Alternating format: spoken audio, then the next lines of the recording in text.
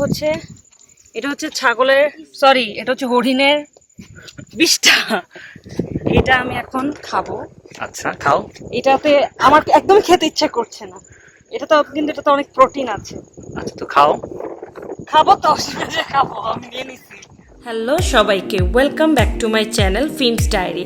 আজকে এই পর্বে আমি আপনাদেরকে দেখাবো আমার দেখা সুন্দরবনের সবচেয়ে সুন্দর একটি স্থান, সেটি হচ্ছে জামতলা সি বিচ। এখানে আসা যাওয়া মিলে আমাদের 7 কিলোমিটারের মতো পথ বনের মধ্যে দিয়ে হেঁটে যেতে হবে। সো চলুন ঘুরে আসি জামতলা সি বিচ থেকে।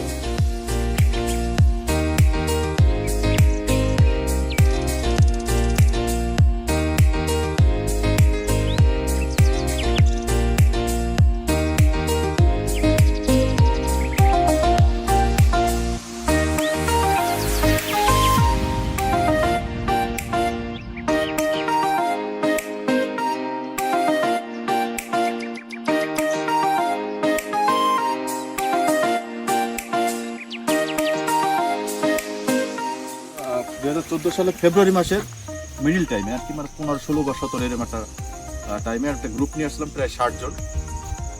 তো আমরা বিচ করে এসে ফিরে পল্টনে যে 45 জনের মতো আমি তুলে দিয়েছি ট্রলারে দিয়ে, যে ট্রলারটা আবার ব্যাক করে আসবে।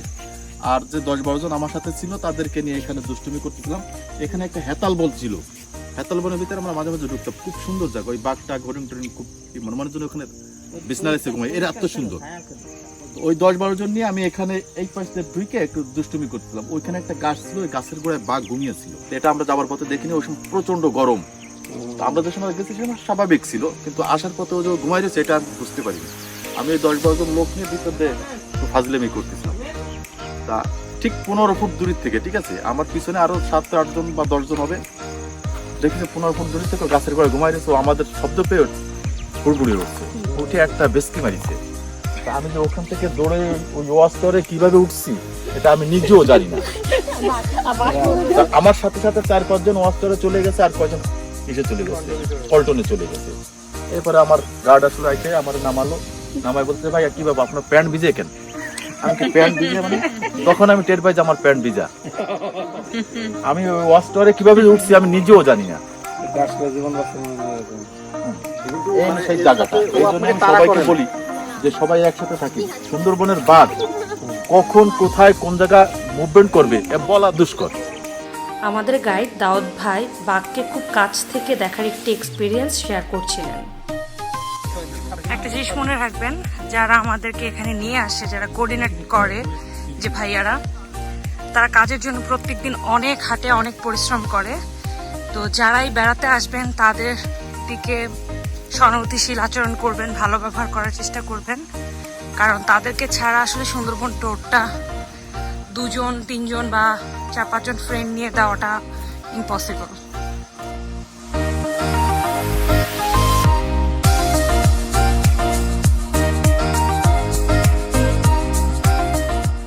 আমার হাতের ডান দিকে যা আছে সব সুন্দরী গাছ, সুন্দরবনের বিখ্যাত সুন্দরী গাছ। আর হাতের বাঁ দিকে যে গাছগুলো সেগুলো সবগুলো হচ্ছে জাম গাছ। একসময় বন বিভাগ থেকে কিছু গাছ লাগানো হয়েছিল, তার বীজ পড়ে পড়ে এখন এখানে অসংখ্য জাম গাছ হয়ে গেছে। এই জন্য এই জায়গাটার নাম জামতলা। এখানে যেহেতু সাগরের নোনা পানি ওঠে না, যার জন্য গাছগুলো বেঁচে আছে। কিন্তু এখানে যদি সাগরের নোনা পানি উঠতো তাহলে এই গাছগুলো বাঁচত না। টুরিস্ট ভাই বোনদের জন্য একটা কথা বলতে চাই, যারা আমরা বাংলাদেশের ভিতরে আছি, যখন আমরা বাংলাদেশে ট্রাভেল করি বা কোনো ট্যুরে যাই, আমরা যেখানেই খাওয়া দাওয়া করি সেখানেই জিনিসপত্র ফেলে দিই, বিশেষ করে প্লাস্টিক। এই প্লাস্টিকগুলো কিন্তু আর মাটির সাথে মিশেও না, এটা এরকমভাবেই থাকে। তো এটা আমাদের পরিবেশের জন্য খুবই ক্ষতিকর। তো আপনারা চেষ্টা করবেন যে অ্যাটলিস্ট প্লাস্টিক বা টিনের যে ক্যানগুলো থাকে সেগুলো যেন সাথে করে ব্যাগে করে নিয়ে যান। অ্যাটলিস্ট বনে, জঙ্গলে বা সমুদ্রে, নদীতে ফেলে না রাখেন। আপনারা যারা সুন্দরবন ভ্রমণে ইচ্ছুক তাদের উদ্দেশ্যে একটি টিপস শেয়ার করছি। সেটি হচ্ছে আপনারা অবশ্যই ক্যাটস সাথে করে নিয়ে আসবেন, কারণ প্রতিটি ট্রেলে অথবা বনের ভিতর এক্সপ্লোর করার জন্য অনেকটুকু পথ হাঁটতে হয়।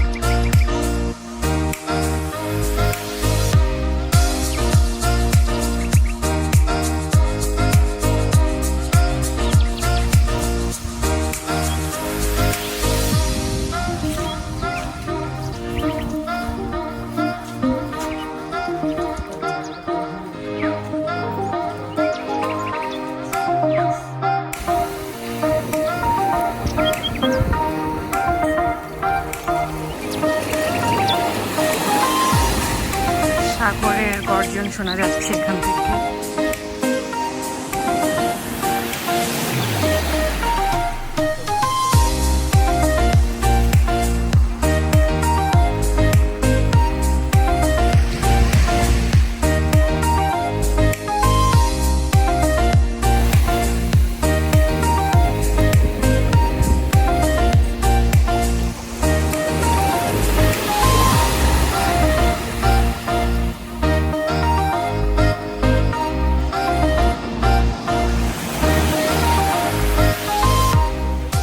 জামতলা সি বিচটি পড়েছে শরণখোলা রেঞ্জে। সুন্দরবনের একদম দক্ষিণ প্রান্তে এই সি বিচটি অবস্থিত। এরপর শুরু হয় বঙ্গোপসাগর, আর এটি হলো সুন্দরবনের সবচেয়ে বড় সি বিচ।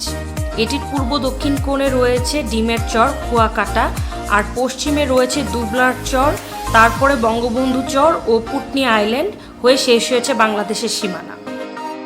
এই পয়েন্টটিতে প্রতি বছর হাজারো পর্যটক ঘুরতে আসে। এখানে নিরাপত্তা রক্ষার জন্য ফরেস্ট ক্যাম্পও রয়েছে, যার জন্য ট্যুরিস্টরা নিরাপদভাবে এসে ঘুরে যেতে পারে। তবে একটি কথা বলে রাখি, আপনারা যারা জামতলী বিচে ঘুরতে আসবেন, এখানে পানিতে না নামাটাই ভালো হবে, কারণ এখানে উদ্ধার করার মতো কেউ নেই এবং এই রেঞ্জে কোনো নৌকা চলাচল করে না।